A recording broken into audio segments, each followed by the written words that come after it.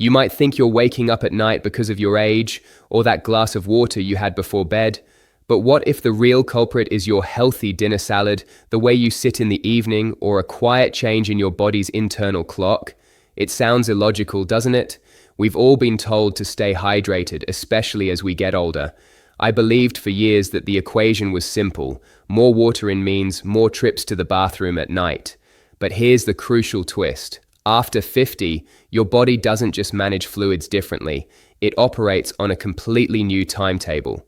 It's not about what you drink, but about when you eat and how you move during the day. In this video, I'm going to walk you through the simple, life-changing 3-2-1 method to reclaim your uninterrupted sleep.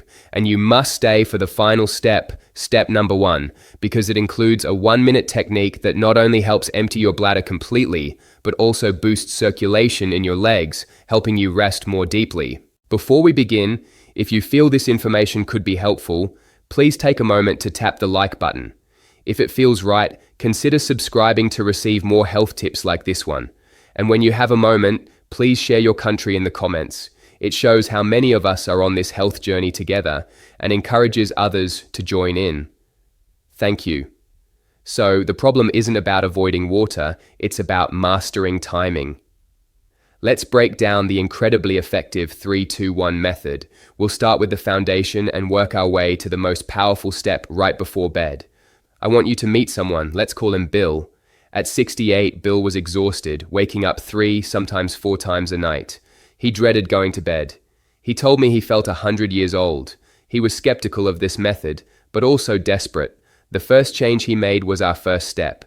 Let's begin with step number 3, the sunset rule, your nightly digestion switch. Think of this as giving your body time to wind down and prepare for sleep. This rule is for anyone who eats dinner and then wakes up like clockwork between 1 and 3 in the morning. The secret is to create a strict 3-hour gap between your last bite of food and the moment your head hits the pillow. Let's get into the simple science behind it.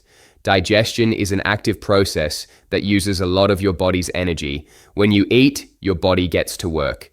2 of the biggest hidden reasons for waking up at night are salt and carbs. When you eat salty foods, and salt is hiding everywhere in sauces, canned soups, bread, and cheese, your body's salt levels go up.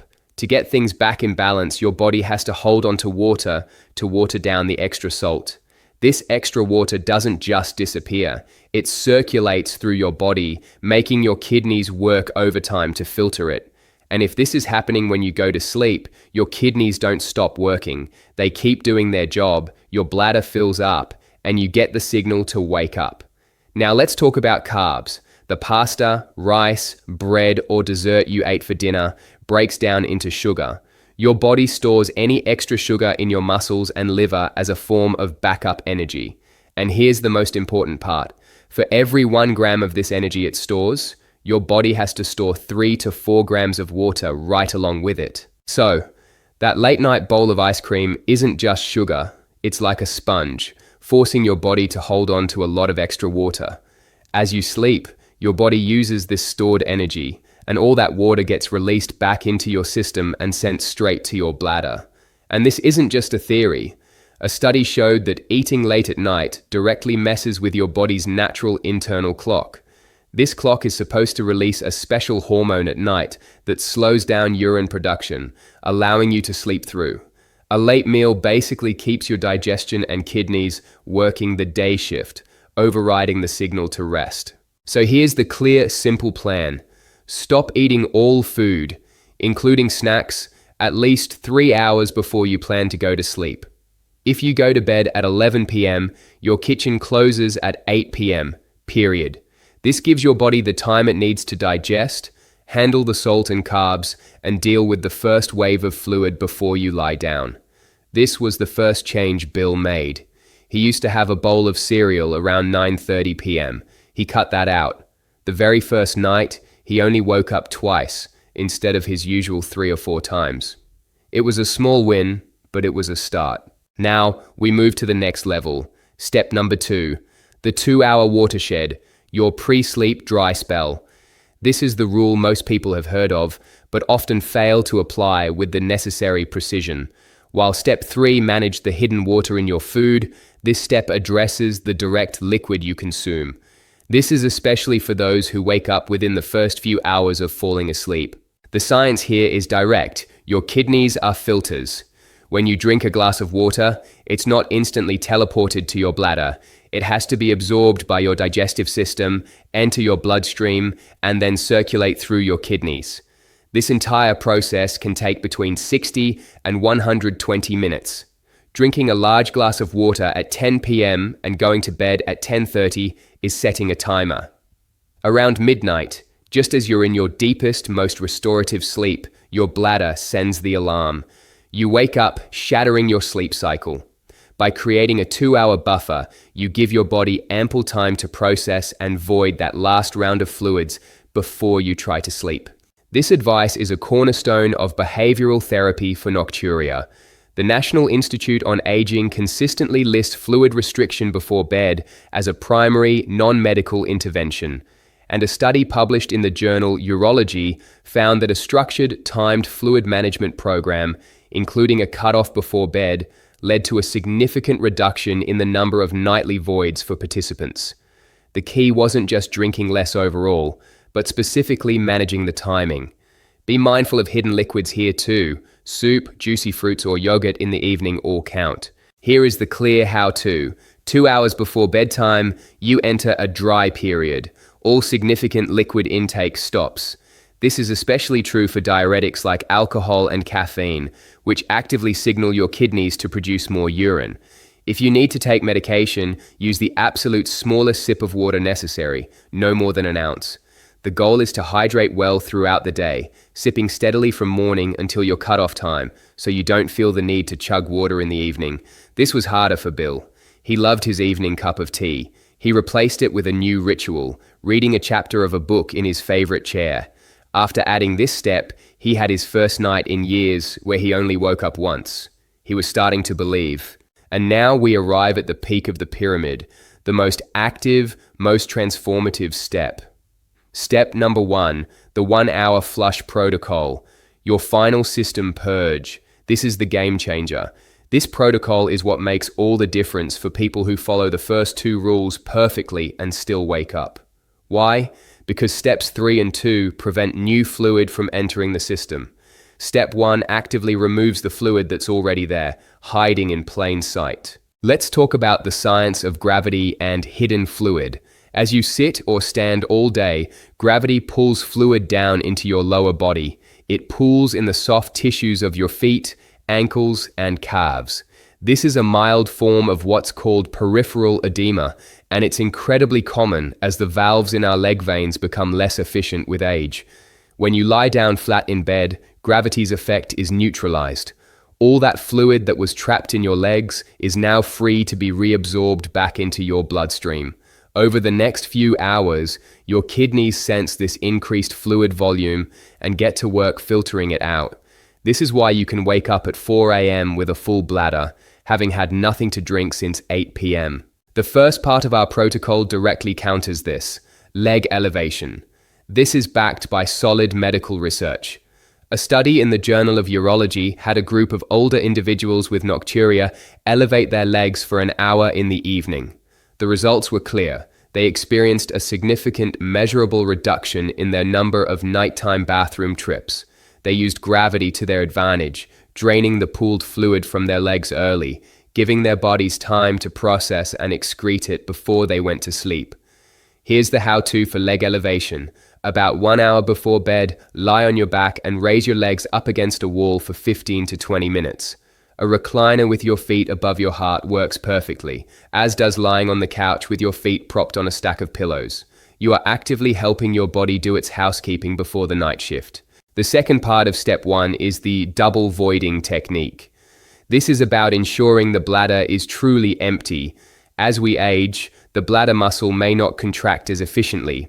For men, an enlarging prostate can also prevent the bladder from emptying completely. You might think you're finished, but you could be leaving behind 1 or 2 ounces of residual urine, a guaranteed wake-up call. The double voiding technique is a simple trick recommended by urologists at institutions like the Mayo Clinic to combat this. Here is the final, critical how-to. Right before you get into bed, Go to the bathroom and urinate normally.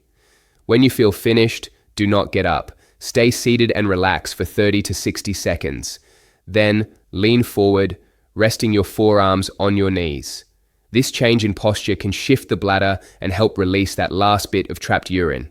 Try to urinate again without straining. You may be shocked that a second stream is produced. This is the urine that would have woken you up at 3 a.m. Bill implemented this final two-part step, the leg elevation followed by the double void. On the third night of using the full 3-2-1 method, something incredible happened. He slept for 7 straight hours. He woke up on his own with the sun. He called me, his voice filled with awe. "It's not a miracle," he said. "It's mechanics. I feel like myself again." Now, I know what you might be thinking. You probably have some questions and doubts. Let's address the 3 most common ones. First, why didn't I have this problem when I was 25? I could do everything wrong and still sleep through the night. The answer is something I call the biological margin for error. A young body is like a new car with a perfect suspension system. You can drive it over potholes and speed bumps and the ride stays smooth.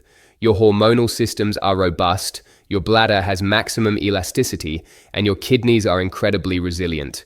You have a huge buffer to absorb lifestyle mistakes. As we age, our body becomes more like a classic car. It's still a magnificent machine, but the suspension is stiffer. You feel every single bump in the road. That buffer is gone.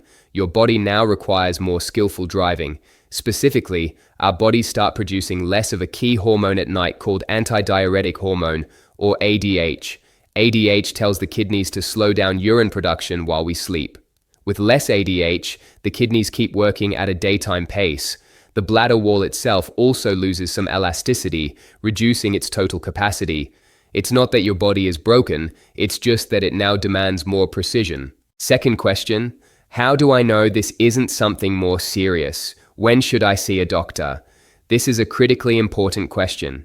The 3-2-1 method is a powerful lifestyle tool, but it is not a substitute for medical advice.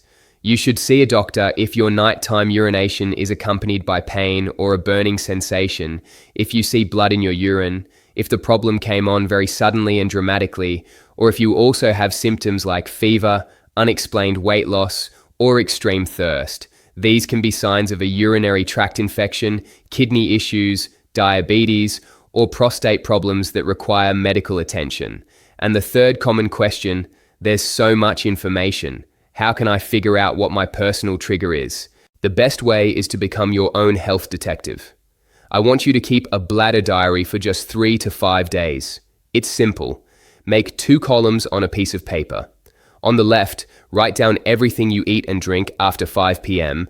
and the time you consume it. Be specific. On the right, write down the time you go to bed and each time you wake up at night to use the bathroom. After just a few days, patterns will emerge with incredible clarity. You'll see, every night I have that salty soup, I wake up at 2 a.m. Or, the nights I have that bowl of fruit before bed, I'm up at 1. This simple diary gives you the power to see the direct cause and effect in your own body. So my friends, today we've talked about more than just bathroom trips. We have talked about respecting your body's new rhythm. We've talked about using small, wise, logical steps to reclaim the deep, restorative sleep that you absolutely deserve at any age. I am not asking you to change your entire life tonight. That's overwhelming. Instead, I invite you to take one small step. Just pick the one idea from this video that resonated with you the most. Maybe it's just committing to that 3-hour food buffer. Try only that for the next 3 nights. Observe how you feel.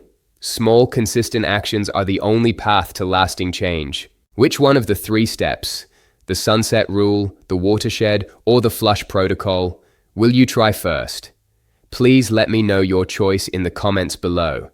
And if this video gave you a sense of hope, please just type the word hope. Your engagement helps this vital information reach more people who need it. And of course, please subscribe to the channel and turn on all notifications so we can continue this health journey together. Take care, may your nights be quiet and your mornings bright. I will see you in the next video. Many seniors have been already benefited from this video. Click to see what you've been missing.